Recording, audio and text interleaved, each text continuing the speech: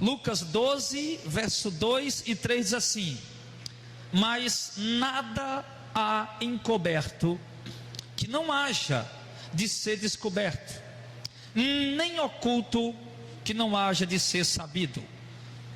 Porquanto tudo o que em trevas disserdes, a luz será ouvido, e o que falastes ao ouvido no gabinete, sobre os telhados será pregoado.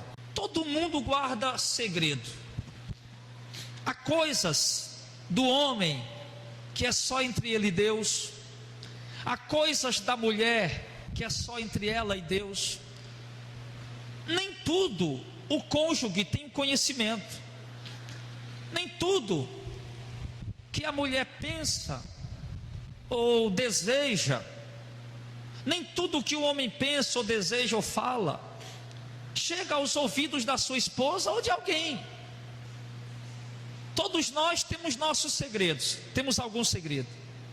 Porém, há coisas que são maléficas, há coisas que são malignas, há coisas que trazem prejuízo espiritual para a nossa vida, se ficarem guardados. O apóstolo, aliás, o Senhor Jesus, vem falando nesse texto, como você leu, a respeito de tudo o que nós fazemos, falamos ou pensamos. Deus está contemplando. Não vá pensar, meu irmão, escute, não vá pensar que alguma coisa que você faz, que você fala ou que você pensa fica escondido dos olhos de Deus. Você pode fazer ou pensar ou falar, cavar, você pode cavar um buraco e se esconder lá dentro. Pode não haver uma câmera ali filmando, pode não haver um gravador lhe gravando, pode não haver ninguém para lhe ouvir. Todavia eu quero te dizer que Deus está contemplando tudo o que você fala, o que você faz e o que você pensa. Deus conhece os teus pensamentos. Deus sabe o que está se passando na tua mente aí agora. Deus sabe o que você tem falado esses dias, às vezes a sós. Deus sabe o que você tem pensado.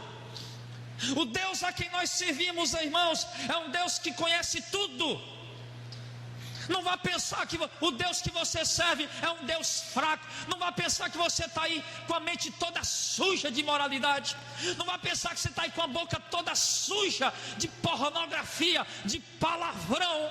Não vá pensar que você vai estar aí com o seu interior todo cheio de imundícia, de sujeira, de desejos imundos e profanos e imorais e lascivos, que isso vai passar aos olhos de Deus. Não pense isso, meu irmão. Eu quero que você entenda uma coisa essa noite. Eu quero passar 1 hora pregando aqui, só para você entender que Deus é um Deus que está vendo o que você está pensando e agora, embora eu não esteja. O irmão que está do teu lado não pode ouvir teu pensamento, mas Deus está ouvindo ele em alto e bom som, aonde Deus está. Esse é o Deus que nós servimos. Em Mateus capítulo 6, tem mais alguns versículos que nos ajudam essa noite com essa palavra. Em Mateus 6, verso 4 ao 6 diz assim: para que a tua esmola seja dada ocultamente ao teu pai, que vê em secreto, te recompensará publicamente.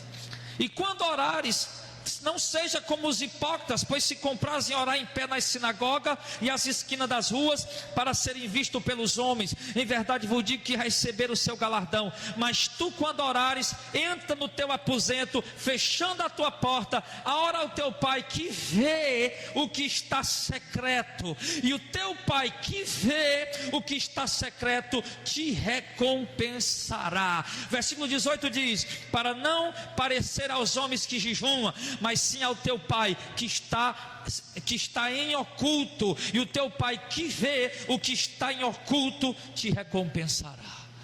O texto de Mateus 6, versículo 4, versículo 6 e versículo 18 diz que Deus é um Deus que vê o que está em secreto, que Deus é um Deus que vê o que está em oculto, que Deus é um Deus que está escondido, que ninguém consegue ver Ele, está em oculto, e desse Deus que está em oculto é um Deus que vê o que está oculto.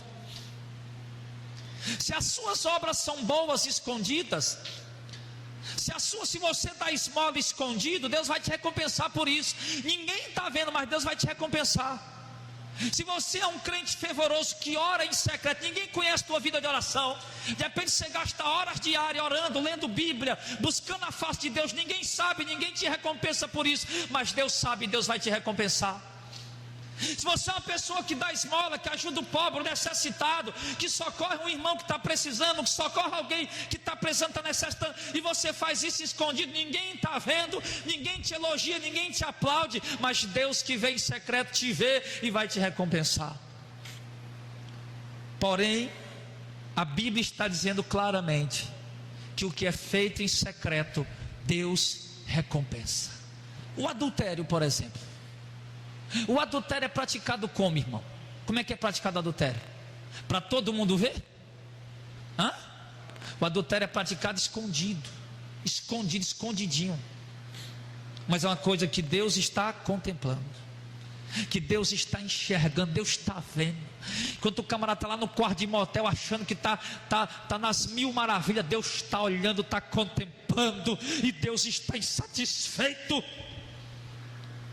A fornicação, você que é jovem e não é casado, você que não é casado, quando você está lá no ato sexual fornicando, está lá, pensa que está na nuvem, nas mil maravilhas, Deus está lá no céu vendo a tua imoralidade, o teu pecado, e Ele vai pagar você de acordo com as suas obras. O roubo, o furto, quem vai roubar alguma coisa do outro? Quem? O cara vai roubar alguma coisa, tirar alguma coisa escondido, um dinheiro, um objeto, seja lá o que for. Ele faz em secreto, ele faz escondido. Ninguém está vendo, mas Deus está vendo, e Deus está irado, insatisfeito com aquilo que Ele está vendo. Quantos homicídios acontecem aí, irmão, que ninguém sabe quem foi, matar o cara de madrugada, o cara morreu, amanheceu na beira do rio com 5 tiros na cabeça, ninguém viu, ninguém sabe para onde foi, para onde veio, quem era, quem foi, e nada, mas Deus olhou e viu, e Deus vai pagar aquele assassino de acordo com a maldade do coração dele. Deus é um Deus que vê o que está em secreto, para recompensar o bem que o homem faz, e para recompensar o mal também que o homem faz, porque a Bíblia diz em Gálatas capítulo 5, que o homem planta, ele vai colher. O que é que você está plantando escondido? O que é que você está fazendo escondido, irmão? Me diga. O texto sagrado, Jesus diz: não há nada que esteja escondido que não venha de se revelar, não há nada que seja feito em oculto que não venha a ser manifesto. Você está entendendo isso aí? E olha, tudo que vocês fazem escondido, no dia do julgamento Deus vai manifestar. Não vá pensar, irmão, que no dia do julgamento Deus vai te levar para uma sala em particular. Vem cá, minha filha, vem cá, meu filho, olha aqui, ó. Você estava lá no motel se prostituindo, você estava lá em adultério, você estava lá furtando, roubando, mentindo, e eu estava vendo, está aqui, ó. Deus não vai fazer assim, irmão. Deus vai mostrar a tua imoralidade diante de todo mundo que estiver reunido. A Bíblia diz que Deus vai reunir as nações diante do trono dele. Mateus 25 diz que Deus vai reunir as nações, bode do lado esquerdo, ovelha do lado direito, e Deus vai chamar de um por um, e vai mostrar as suas obras aos olhos de todos, e você vai passar, muitos vão passar grandes vexames, grandes vergonha, que a Bíblia diz que lá é a vergonha e o horror eterno.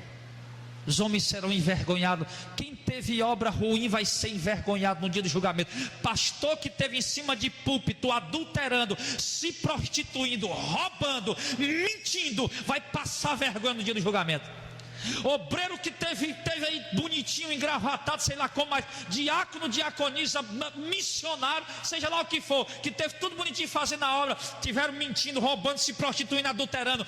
Deus vai estar vendo, está enxergando, e Deus vai lhe envergonhar no dia do julgamento. É dura essa palavra, irmão?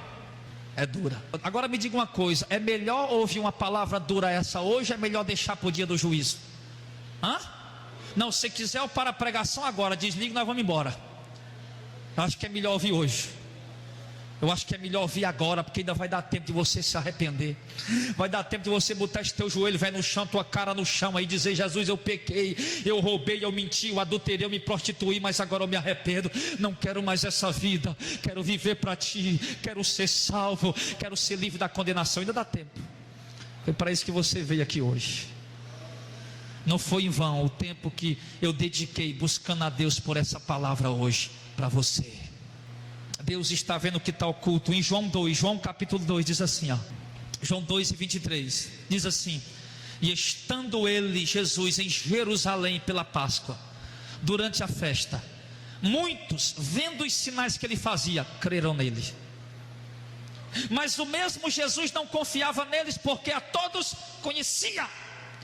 João 2:24 agora, João 2:25, e não necessitava de alguém testificasse do homem, porque ele, Jesus, bem sabia o que havia no homem. Jesus, o texto diz, mas o povo vendo os milagres que Jesus fazia, cria nele, começava a seguir ele, começava a andar com ele. Mas a Bíblia diz que Jesus, que eles creram nele, mas o mesmo Jesus não confiava neles, porque conhecia a todos. Eu quero dizer para você, irmão, pode ser muito bem que existem muitos pastores em púlpito, existem talvez alguns de vocês aí que está dizendo que segue Jesus, que crê nele, porque vê algum milagre que ele faz, alguma obra que ele faz, mas Jesus está dizendo aqui, Jesus não confiava neles, porque conhecia a todos. Jesus conhece a tua vida. Jesus conhece você. A Bíblia diz, ele conhece a todos. E não precisava que o homem desse testemunho dele. Jesus, vem cá. Jesus, vem cá, Jesus, deixa eu falar aqui quem é o Jardel. Olha, Jesus, Jardel é assim, olha, o Jardel é desse jeito aqui. Não precisava disso. Jesus, vem cá, Jesus, deixa eu falar aqui quem é o Clésio. Quem é o Clésio? Deixa eu falar aqui quem é o Clésio. Olha aqui, Jesus, o Clésio é assim. Não precisava. A Bíblia está dizendo que Jesus não necessitava de que alguém desse testemunho do homem, porque ele bem sabia o que havia no homem. Não precisa que ninguém chegue para você, como você fofoca do próximo, como você fofoca do outro. Não precisa que ninguém chegue para falar de você para Jesus, porque Jesus bem conhece você. Jesus conhece seu coração. Jesus conhece as tuas intenções, as tuas motivações. Jesus conhece você. Embora ali, irmão, havia muita gente ali seguindo Jesus, mas Jesus não confiava neles. É triste, irmão, é muito triste. Às vezes eu digo para os obreiros, eu louvo a Deus pela vida de vocês, porque Deus tem colocado homens e mulheres do meu lado para serem cooperadores dessa obra juntamente comigo. Homens e mulheres idôneos, homens e mulheres que eu tenho conhecido no decorrer dos anos, que são pessoas que têm mostrado confiança, pessoas que têm mostrado idoneidade, pessoas que têm mostrado um caráter de homem de Deus e mulher de Deus. Eu não olho para a sua imperfeição. Imperfeito todo mundo é, mas você tem, eu louvo a Deus pela vida desses homens, dessa mulher. Deus tem colocado do meu lado, que a gente se conhece mais, que a gente se aprofunda mais para conhecer melhor, porque são obreiros, estão na frente da obra. Para poder confiar algum cargo, alguma coisa, é preciso conhecer melhor. Mas é triste, mas você ter pessoas do seu lado, você não pode confiar. É triste o pastor ter um obreiro do lado dele que ele não pode confiar nele. É triste uma mulher ter um homem, a Bíblia diz, Jesus não confiava neles, não confiava nele. É triste a mulher ter um marido que ela não confia nele. É triste a mulher do homem ter uma esposa que ele não confia nela. É triste, meu irmão, você não confiar no seu marido, você não confiar na sua esposa. Ele sair, ela sair e você ficar na mente, minha mulher está me traindo, meu marido está me traindo. Isso é triste. É triste você ter um filho que você não confia nele, que ele sai e diz que foi para um canto, você diz que ele foi para outro canto, ele foi para outro lugar. Isso é triste, meu irmão. A Bíblia diz que Jesus, embora aquele povo seguia ele, mas Jesus não confiava neles. Irmão, se torne uma pessoa de confiança. Jesus te conhece. Será que Jesus poderia te confiar em você aqui essa noite? Me diga. Será que Jesus poderia te dar um ministério pastoral? Será que Jesus poderia te dar um ministério de presbítero? Que é o ministério de presbítero, é o ministério de pastor. Será que Jesus poderia te dar esse ministério? Será que Jesus podia te dar um ministério de bispo, irmão, para supervisionar várias congregações? Será que Ele podia te dar um ministério como esse? Será que Jesus poderia te confiar um caixa da igreja? Será que Jesus podia te confiar a contabilidade do ministério? Será que Ele podia colocar isso nas tuas mãos? Responda para Ele, fale para Ele aí com o seu coração. Será que Jesus pode confiar em você? Será que a coisa triste, mas você ter alguém do seu lado que você não confia? É ou não é? É triste. E Jesus, imagina Jesus vendo uma multidão de gente ali atrás dele, mas ele não confiava. Ele não tinha prazer naquele povo, porque ele não confiava, porque ele conhecia. Eram pessoas corruptas, eram pessoas mentirosas, eram pessoas interesseiras, eram pessoas vendidas ao pecado, pessoas vendidas à vaidade, pessoas vendidas à cobiça, à ganância, que Jesus não podia confiar nelas. Mas Jesus quer encontrar pessoas de confiança, irmão.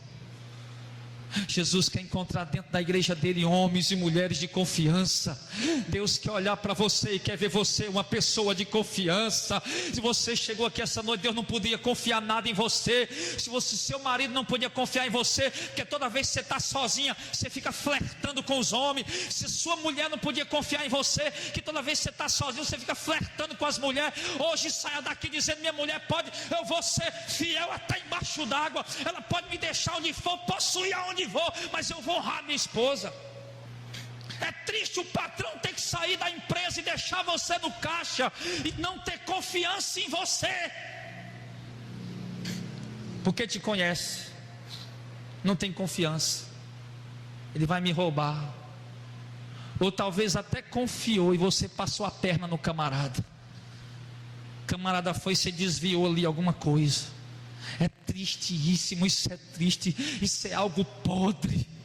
Deus está revelando segredo de corações aqui essa noite. Não é para mim não, é para você mesmo. Isso aqui é para você saber que o que você está fazendo não está escondido aos olhos dele. Que Jesus tem achado, irmão, em alguns de nós que não temos sido pessoas de confiança, porque Ele nos conhece, o nosso íntimo, o nosso ser. Mas é para você sair daqui essa noite. Pode botar ouro em pó na minha mão, não vai faltar um grão. Amém. Pode me entregar o que é que seja, eu vou guardar, seguro, guardado não é meu, não vou tocar. Tem que ser assim, irmão. Se me der um troco errado, eu vou perceber que o troco deu errado, eu vou voltar, entregar para o caixa do banco, para o balconista. Sim, porque eu sou honesto. Deus me conhece, Deus me sonda, Ele está vendo o meu coração. Pega o troco, pega o dinheiro que sobrou, pensa que Deus não está vendo. Volta lá e vai entregar o dinheiro que você pegou. O troco que estava sobrando, volta, entrega, não era teu. A Bíblia está dizendo que Jesus não confiava, porque o homem é corrompido, irmão. O homem é um ser sem confiança. Mas que nós, como novos homens e novas mulheres, nascidos não da carne, mas pelo Espírito Santo, possamos nos tornar essa noite homens e mulheres de extrema confiança de Deus. Deus possa olhar para a tua vida a partir de hoje e se alegrar e ver, ele virou uma pessoa de confiança, ela se transformou numa mulher de confiança. E aqui mesmo no Evangelho de João capítulo 6, nós vimos aqui que Jesus conhecia todo mundo. Agora em João 6, vai só um pouquinho para frente, João 6:64. Mas há alguns de vós que não creem, porque bem sabia Jesus desde o princípio quem era os que não criam e quem era o que havia de trair. Ei, irmão, Jesus está dizendo, havia ali um monte de gente ali ao redor dele, mas o texto diz que Jesus bem sabia desde o começo quem eram os que não criam. Jesus sabe aqui quem é que crê e quem é que não crê. Jesus sabe aqui quem é que está vivendo uma vida para Deus, quem está vivendo uma vida de casca religiosa. Jesus sabe se a tua fé nele é sincera ou é mentirosa. Você pode até me enganar, você pode até enganar qualquer um, mas a Deus você não engana. Nós estamos falando aqui essa noite, irmão, de um Deus que te conhece perfeitamente, melhor do que você mesmo. Um Deus que sabe que você é capaz de fazer coisa que nem você acredita que é capaz de fazer. O homem é tão corrupto, irmão, que um dia uma pessoa honesta chegou para mim, uma pessoa que não rouba, uma pessoa honesta, disse para mim: pastor, rapaz, eu passei uma prova grande. Eu, o que é que foi? Eu estava trabalhando, fui em tal lugar trabalhar, em tal lugar, peguei o meu carro, encostei ali, o trabalhador estava ali me ajudando, e de repente, pastor, a casa, as pessoas estavam dentro de casa, sei lá onde é que ele estava. Eu tinha recebido a ligação para ir fazer aquele trabalho lá, e de repente eu vi um celular, pastor, ali em cima do parapeito daquela casa, do alpendre, da cisterna, sei lá onde era, estava em cima de um lugar, um celular novo, bonito, desses mais modernos. Pastor, rapaz, eu nunca roubei ninguém. Quando eu olhei para aquele celular, eu cheguei perto e quis pegar, e eu disse: eu vou levar esse celular, não tem ninguém vendo, não tem ninguém olhando. O cara se viu tentado, irmão, mas ele disse com muita luta, ele disse: não vou pegar, eu nunca fiz isso e não vou fazer, deixa aí, não é meu. Foi embora.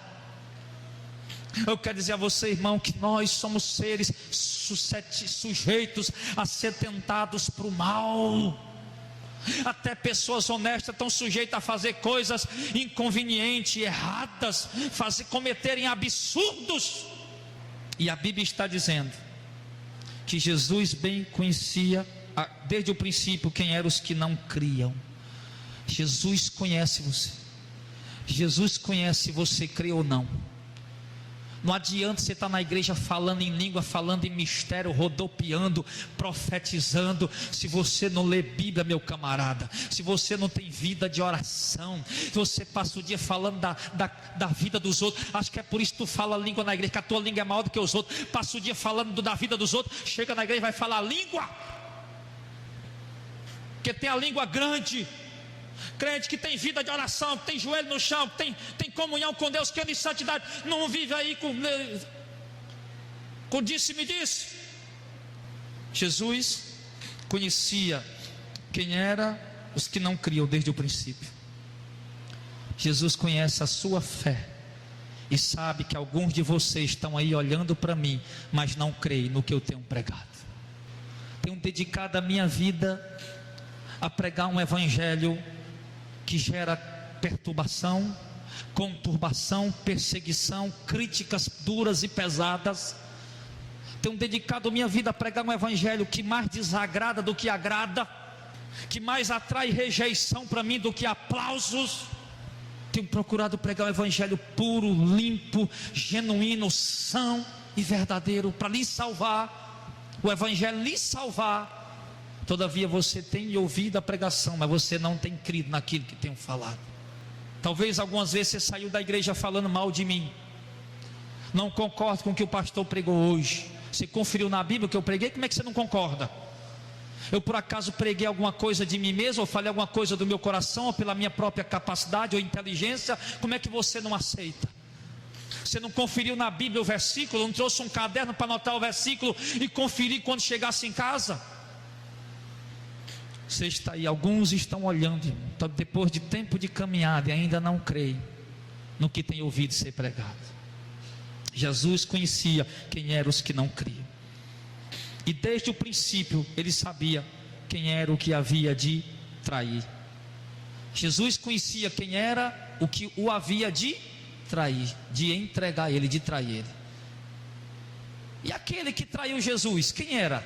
Alguém lembra o nome dele? Judas Iscariotes. Judas foi o traidor. Será que Jesus conhecia ele? Jesus passou uma noite inteira em oração, irmão. Jesus subiu ao monte, era tardinha, desceu no outro dia de madrugada cedo, amanhecendo o dia. Passou uma noite, uma madrugada inteira, umas 12 horas orando, para fazer aquelas escolhas, para escolher aqueles 12 homens que iam estar do lado dele. Quando Jesus desceu do monte, ele foi direto na revelação de Deus: é você, é você, é você, é você. E um daqueles, Judas. E a Bíblia diz que ele sabia desde o princípio que era Judas quem ia trair ele. Jesus conhece, irmão, quem são os traidores do Evangelho. Mesmo Ele tendo escolhido, mesmo Ele tendo colocado você aqui em cima do altar no ministério de louvor, mesmo Ele tendo colocado você aqui em cima do altar como um dirigente de culto, como um pregador, Jesus conhece quem são os que vão traí-lo. Jesus conhece o que é que você tem armado no teu coração, o que é que você tem preparado no teu coração. Jesus conhece, Jesus sabe a armadilha que você está preparando para trair o ministério, para trair a obra, para trair a igreja, para trair o pastor. Jesus sabe, Jesus conhece. Conhecia desde o princípio, Ele conhece desde o princípio. 2 Timóteo capítulo 2, versículo 19. Então em João 6,64 a Bíblia diz: Jesus conhece os que creem. Conhece os que creem e os que não creem, os que vão permanecer e os que vão desistir, quem vai trair, né? Quem vai permanecer e quem vai pular fora. Jesus conhece todo mundo. 2 Timóteo 2. Olha aqui o verso, vamos ler do verso 15. Procura apresentar-te a Deus aprovado, como obreiro que não tem de que se envergonhar, que maneja bem a palavra da verdade, mas evita os falatórios profanos, que produzirão maior impiedade. A palavra desses roerá como câncer, como gangrena, entre os quais estão Himeneu e Fileto. Jesus dizendo nomes. Às vezes os irmãos acham ruim que eu digo nome, né? Eu digo o nome da igreja fulano de tal. Jesus disse Himeneu e Fileto. Paulo disse Himeneu e Fileto são dois hereges. Por quê? No verso 18, verso 18, os quais se desviaram da verdade, dizendo que a ressurreição já aconteceu, e perverteram a fé de alguns. Paulo estava prevenindo o povo: Himeneu e Fileto estão pregando heresia, já desviaram alguns da fé, tenham cuidado com eles. Por que eu não posso dizer o nome desses pilantras também que estão aí da fé? Verso 19, alguns se desviaram da fé. Verso 18, todavia o fundamento de Deus fica firme, tendo esse selo: o Senhor conhece os que são seus. Ei, o que é que o texto está dizendo? Deus conhece os que são seus.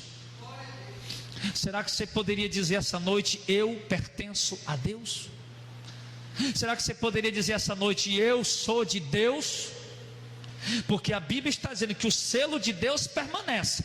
Tinha um tal de Himeneu e Fileto dentro da igreja lá, dentro da igreja, pregando o evangelho, sendo cooperador, ajudando na obra. Daqui a pouco desviaram, começaram a pregar heresia e botaram um bocado de irmão a perder, encaminhando os irmãos para o inferno. Aí o irmão se desviou, começou a pregar heresia. Irmão, a Bíblia está dizendo: Deus conhece quem são os seus. Deus conhece quem são os dele. Quem são os dele, pastor? Aqueles que falam a língua dele, aqueles que falam a palavra dele com toda a verdade, com toda a justiça, com toda a sinceridade, aqueles que não diluem a palavra de Deus, aqueles que não adulteram a palavra de Deus. Esses são o povo de Deus. Aqueles que aceitam a doutrina, que são confrontados, a palavra dói, machuca, fere, mas ele diz: não, mas essa é a palavra de Deus, esse é o evangelho que salva, e é essa palavra que eu quero. E de repente ela começa a ferir, sim, mas ela vai começar também a sarar, para dar vida. Esse é o povo de Deus. Deus conhece os dele, irmão. A Bíblia está dizendo: Deus conhece os dele. Deus conhece, Deus sabe se você é dele ou não. Quando Jesus vinha sentado no trono da glória dele, for separar os bodes das ovelhas, você acha que ele vai errar algum? Não tem nenhum perigo. Ele conhece os dele.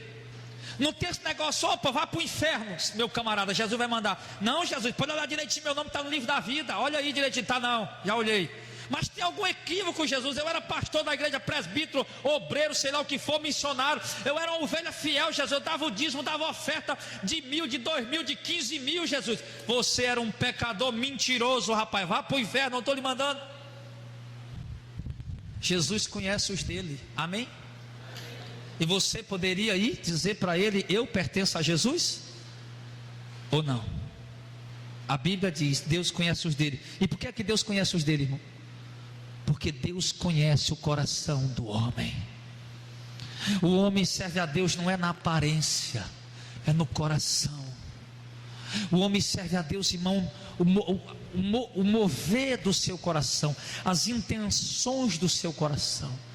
O homem que serve a Deus com o coração cheio de amor e de alegria.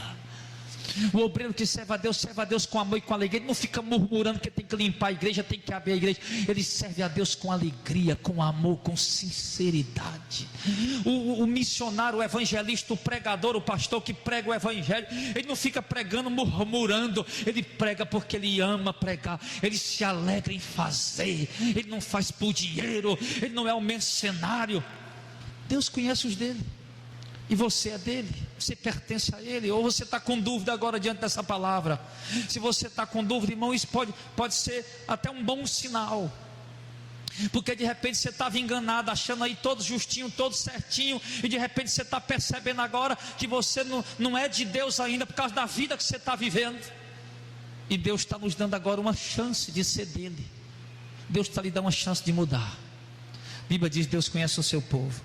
Agora, igreja, eu preciso que vocês saibam de alguma coisa mais a respeito desse Deus a quem nós servimos, a respeito desse Deus com quem nós vamos prestar conta.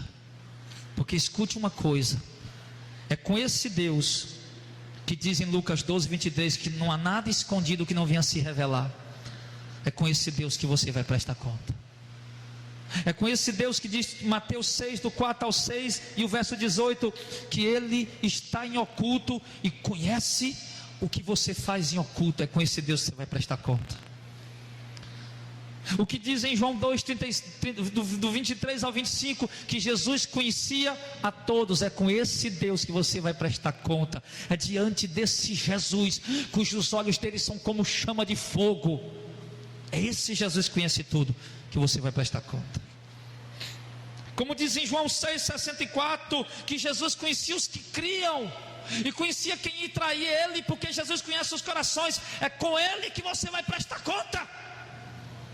É diante do trono dele, diante do tribunal dele. Quando ele se assentar, as nações vão se reunir, ninguém vai poder escapar. Quem estava morto tem que ressuscitar para estar diante do trono dele e prestar conta daquilo que fez. Nem os mortos vão escapar. Pastor, e aqueles que foram para o além, lá diz na Apocalipse, nós vamos ler daqui a pouco, que a morte e o além também vai dar os mortos que lá está, para prestar conta com Deus. Pastor, aqueles corpos que foram cremados, jogados dentro do mar, vão ressuscitar de alguma maneira, não sei como, pelo poder de Deus, e vão estar diante do trono para prestar conta com Ele. Todos, e vão estar lá. Esse Deus nós vamos prestar conta. O Deus que sonda, que conhece tudo. Abre em Hebreus capítulo 4. Vamos conhecer um pouco mais desse Deus, o Deus que nós vamos prestar conta.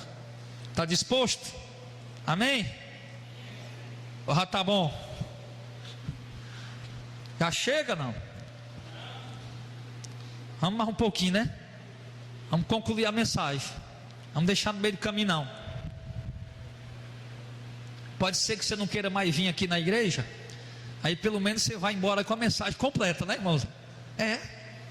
Você diga: pai, nessa igreja eu não piso nunca mais. Depois, mas pelo menos você vai embora hoje, irmão.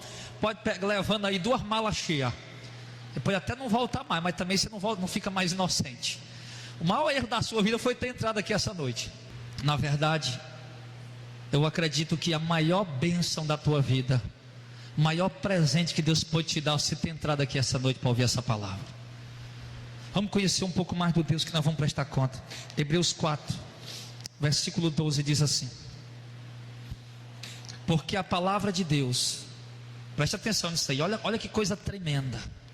Hebreus 4,12: porque a palavra de Deus é viva e eficaz, e mais penetrante do que qualquer espada de 2 gumes, e penetra até a divisão da alma. Eita Jesus, onde é que a palavra de Deus entra? Na divisão da alma e do espírito. Quem pode dividir alma e espírito a não ser a palavra de Deus, irmão? Das juntas e medulas, e ela é apta para discernir os pensamentos e as intenções do coração. E não há criatura alguma encoberta diante dele. Ante todas as coisas estão nuas e patentes aos olhos daquele com quem vamos prestar contas. 5 coisas bem rapidinho que eu quero falar nesse versículo aqui, nesses 2 versículos.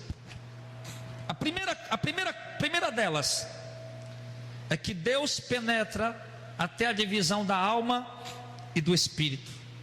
Ou seja, Deus lhe conhece muito melhor do que você mesmo.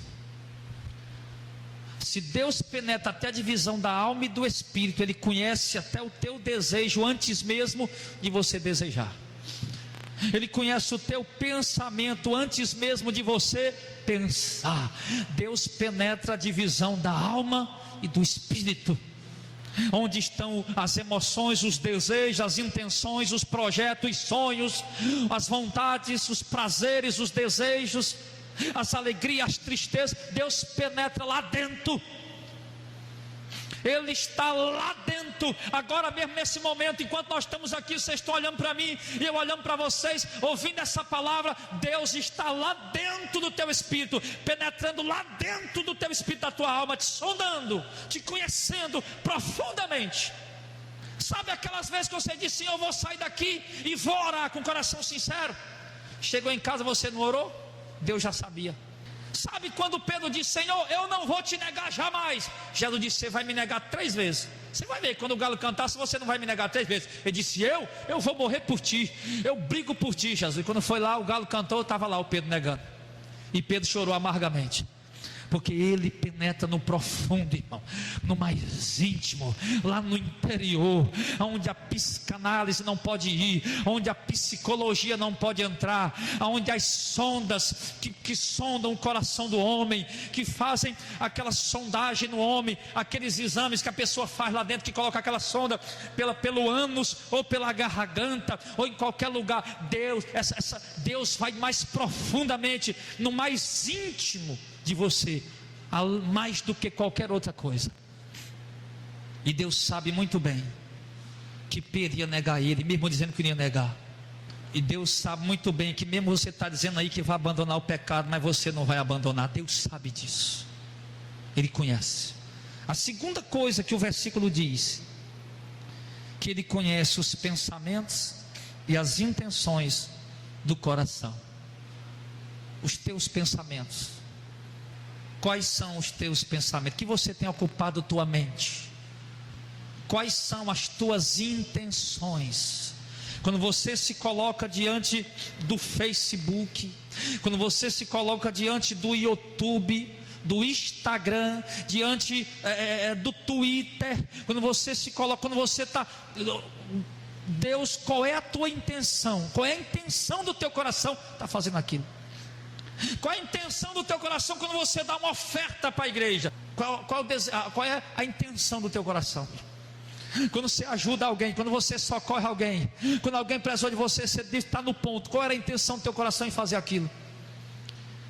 Qual foi a intenção do teu coração em ajudar aquela pessoa que se ajudar? Qual era a intenção do teu coração? Deus conhece, irmão, os pensamentos e as intenções do coração. Deus conhece. Por que você está fazendo a obra de Deus? Pastor, por que você é um pregador do Evangelho? Qual é a intenção do teu coração? Deus conhece. Sabe, irmão, eu estava meditando num texto hoje, e eu lendo aquele texto e me lembrando do evangelismo que nós temos feito na porta do show gospel, na porta do comércio gospel, que nós fomos naquele dia lá, da feira gospel, dos produtos, né? Aliás, dos dons que eles virou produto para eles. Deus conhece a intenção do nosso coração naquele trabalho. Será que nós estamos ali querendo pescar crente no aquário dos outros? Ou será que nós estamos realmente querendo abrir os olhos do povo? Deus conhece o teu coração quando você está aqui no altar, pregando. Você está querendo pregar para se mostrar, para se exibir, para se tornar uma atração, para ganhar aplauso? Ou você está querendo pregar o Evangelho para ser um cooperador de Deus e para ganhar almas para o Rei? Qual é a intenção do teu coração? Por que você quer fazer isso para Deus? Por quê? Deus conhece o teu coração, Deus conhece os teus pensamentos, as tuas intenções. Esse é o Deus que você vai prestar conta. Tudo que você faz que não é com o coração sincero, Deus não recebe. Você pode vender casa, carro, ficar morando embaixo da ponte, chegar aqui: pastor, está aqui, pastor, para nós fazer a obra missionária. Teu coração não for sincero diante de Deus, se houver alguma outra intenção no teu coração a não ser servir a Deus, você não vai ter recompensa por isso. Esse é o Deus que nós vamos prestar conta, um Deus que conhece os pensamentos e as intenções do coração.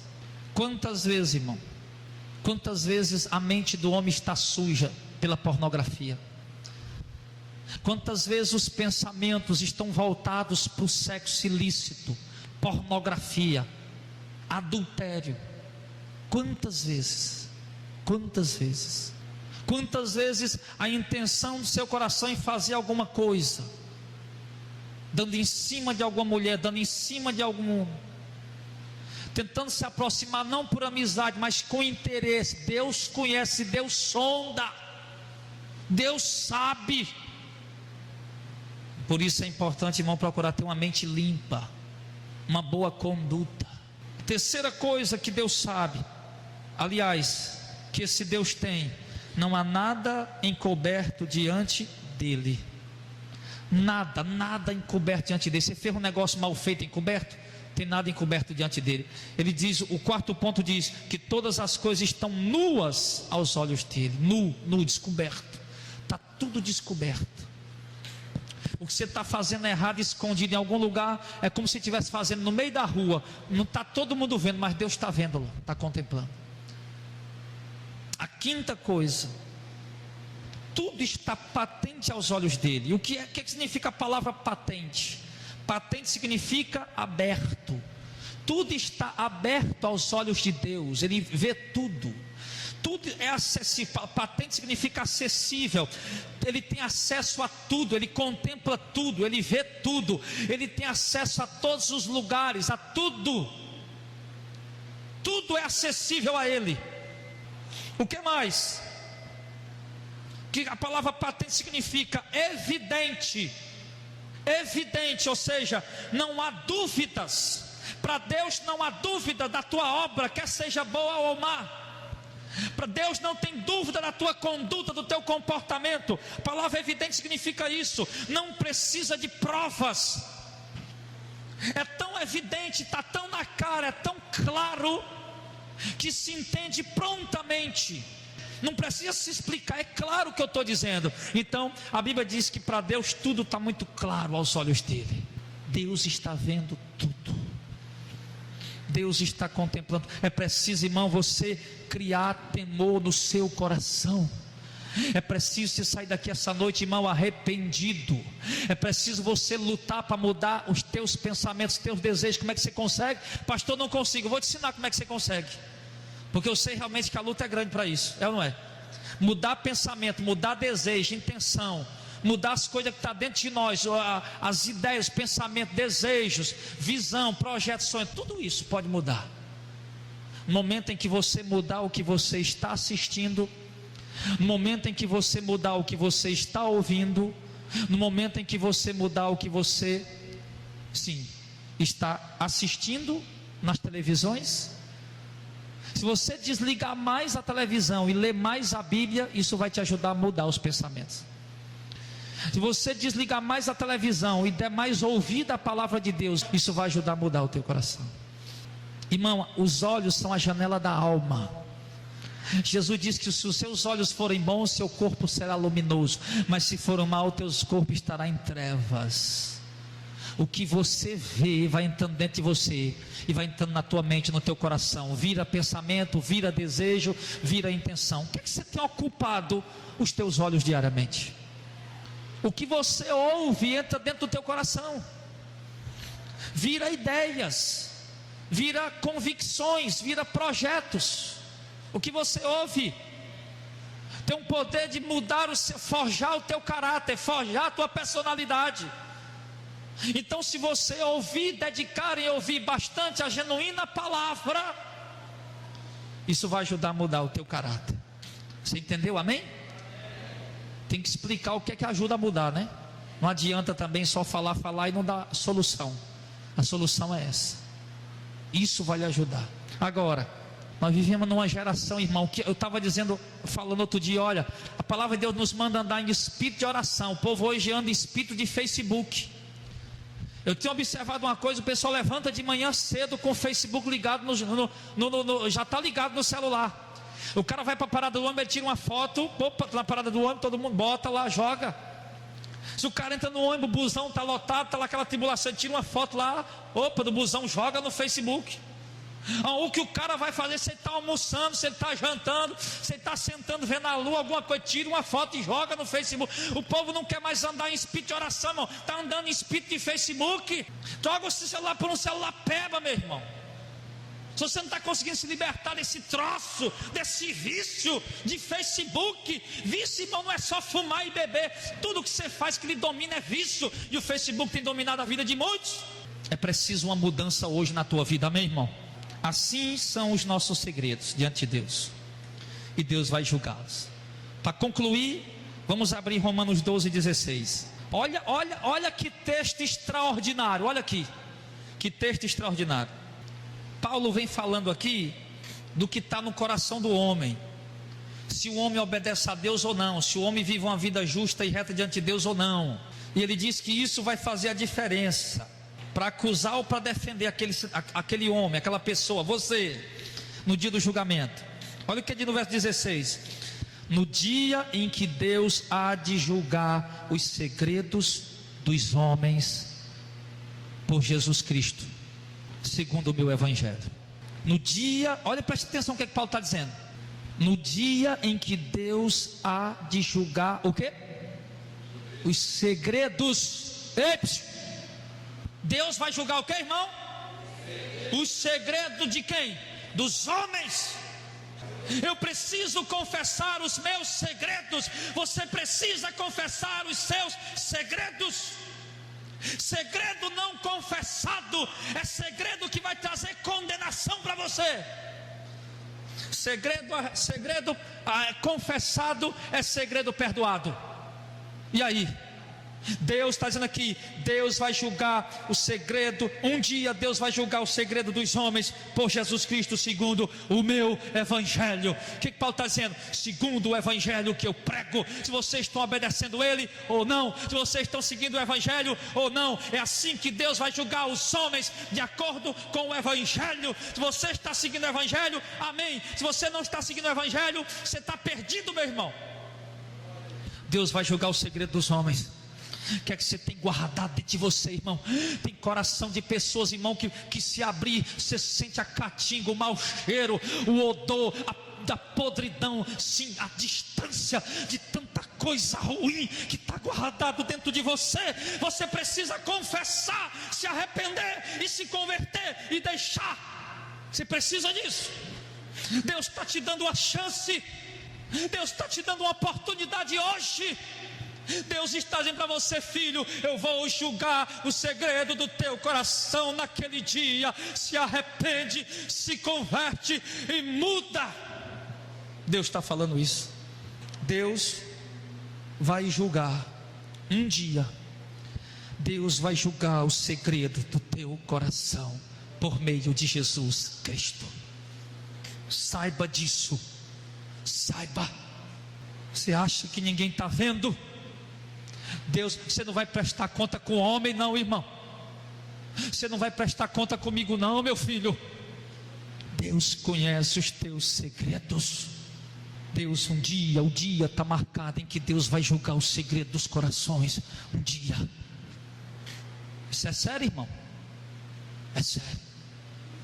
Isso é muito sério. Você vai estar diante de Jesus Cristo para Ele julgar o segredo do teu coração. E como é que vai ser isso, pastor? Como é que vai ser? Lá em Apocalipse 20, a trombeta está tocando aqui essa noite, irmão.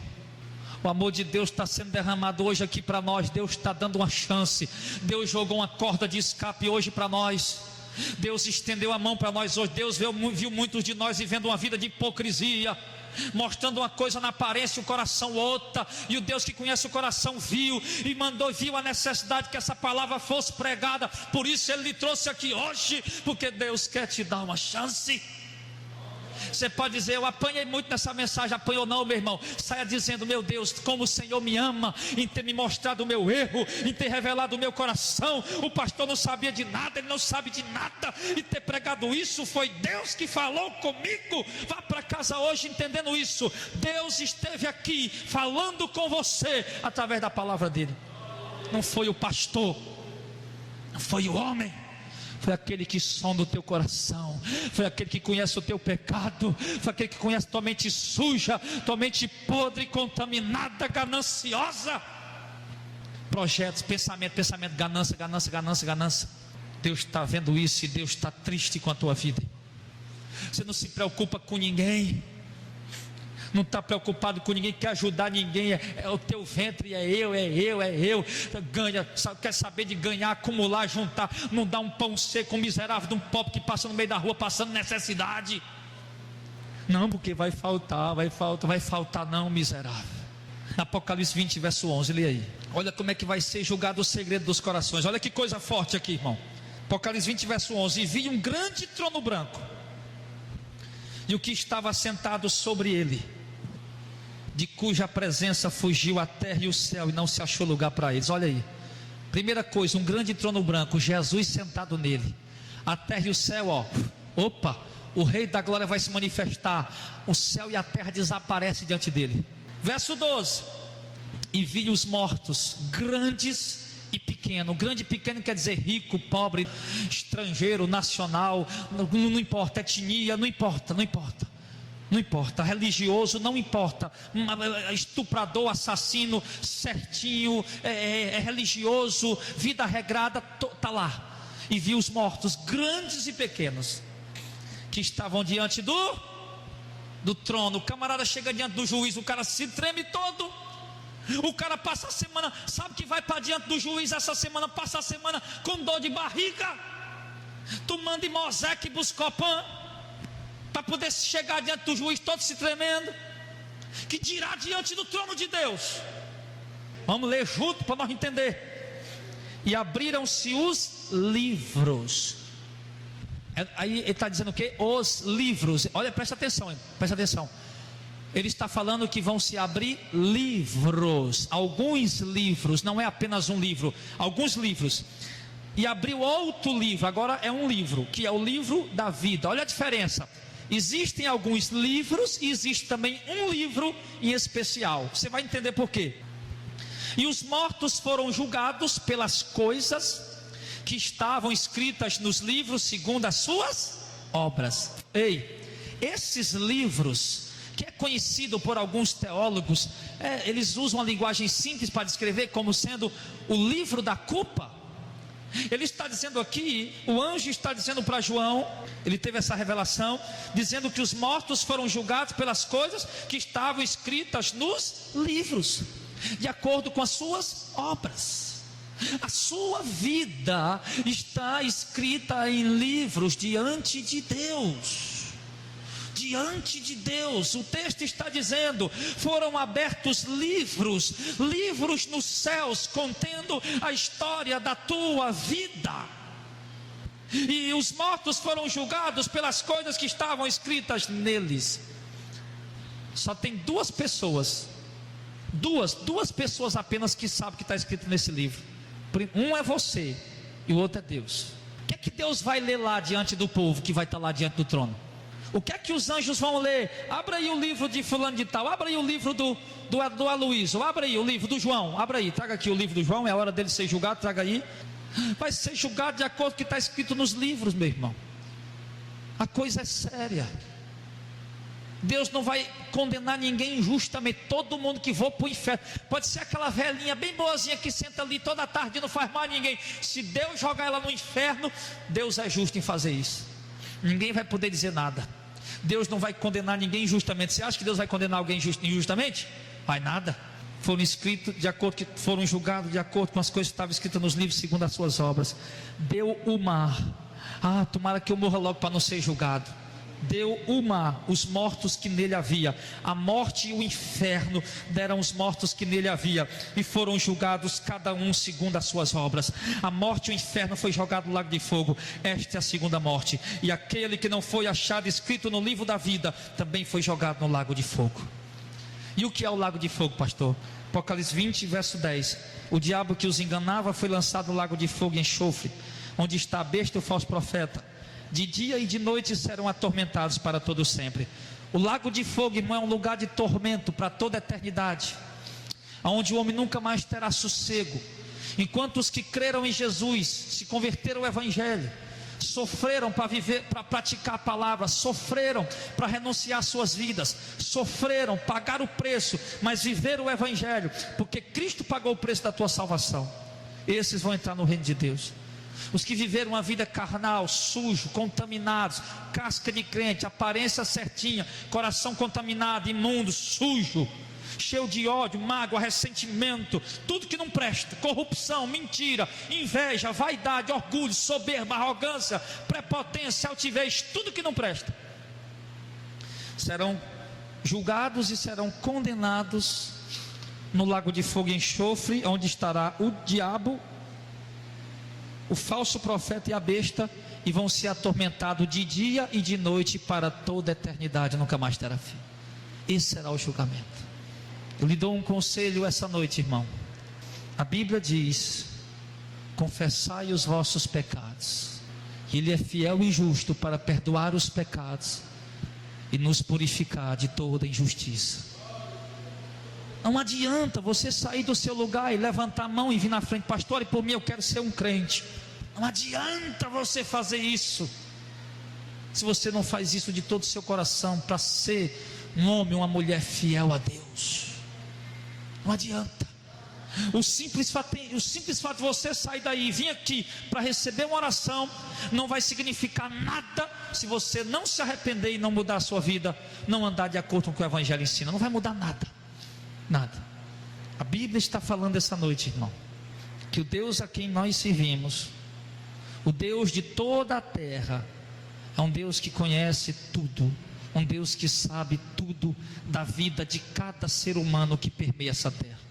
Há 7 bilhões de habitantes no mundo. Deus conhece cada um em particular e vai condenar ou salvar cada um de acordo com o que cada um fez, de acordo com a sua fé em Cristo e a sua obediência ao Evangelho ou não. O que eu lhe digo pela palavra de Deus, irmão: se arrependa, se converta, abandone seus pecados, mude os seus hábitos. Escute, mude os seus hábitos, gaste mais tempo orando e lendo Bíblia. Quantos capítulos você leu da Bíblia essa semana? E quantos capítulos da novela você assistiu? Novela do meio-dia, novela da tarde, novela das 7, novela das 8, novela das 10. Quantos capítulos da Bíblia você leu em 7 dias? E quantos capítulos de novela você assistiu? Você acha que trocando Bíblia por novela você está buscando alguma mudança para a tua vida, meu irmão? Irmão, abra o olho, irmão. Está viciado. Mude os seus hábitos. Deus está olhando para ti e está vendo muita coisa ruim, né, irmão? Melhore os teus caminhos. Foi a palavra que Deus mandou Jeremias entregar ao povo: melhore os caminhos de vocês. Mas Deus disse: mas vocês não quiseram melhorar. Sabe, irmão, talvez tenha algum de vocês que vai sair daqui zombando de mim, vai continuar com a mesma vida que você vem vivendo, manchada e suja, com aparência de gente boa, mas um coração manchado e uma mente suja diante de Deus, condenado do mesmo jeito. Vai ter, mas eu acredito também que vai ter pessoas aqui essa noite que vão ser tocadas por essa palavra e que vão mudar, que vão deixar Deus trabalhar em suas vidas. Mude, se arrependa.